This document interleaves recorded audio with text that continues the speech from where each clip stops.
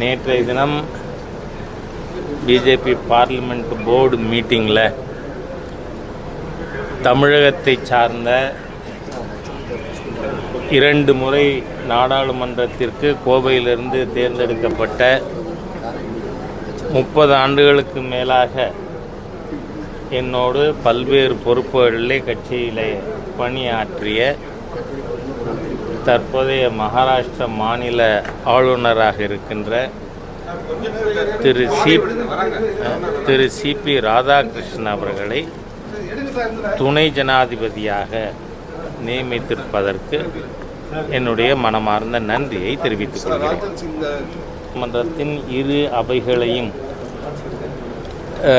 சார்ந்த பாராளுமன்ற உறுப்பினர்கள் வாக்காளர்களாக இருக்கிறார்கள்.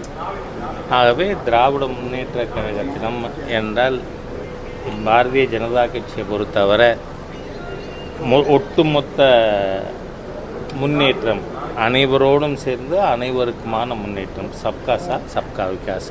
அதனால் அவர் கேட்டிருக்கார். வரவேற்கத்தக்கது. திராவிட முன்னேற்ற கழகம் ஆதரிக்கும்.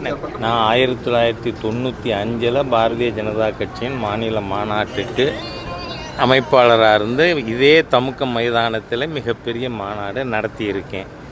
ஆகவே ஒரு மாநாடு என்பது வேறு, மக்கள் மனதிலே இடம் பெற்று, ஏனென்றால் அவருக்கு இதுவரை மக்களுக்காக பணியாற்றிய அனுபவமோ ரெக்கார்டோ இல்லை விஜய்க்கு.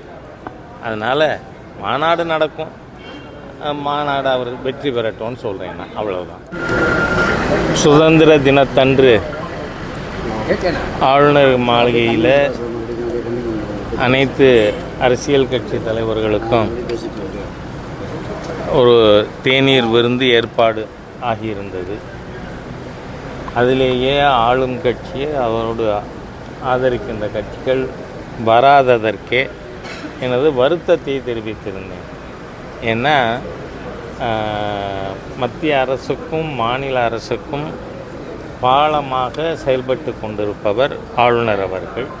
அதுலேயும் மேதகு தமிழக ஆளுநர் திரு ஆர்.என். ரவி அவர்கள் நாட்டினுடைய பண்பாடு, கலாச்சாரம் அனைத்து பற்றியும் ஒரு சிறந்த ஞானம் உள்ள ஒருவர்.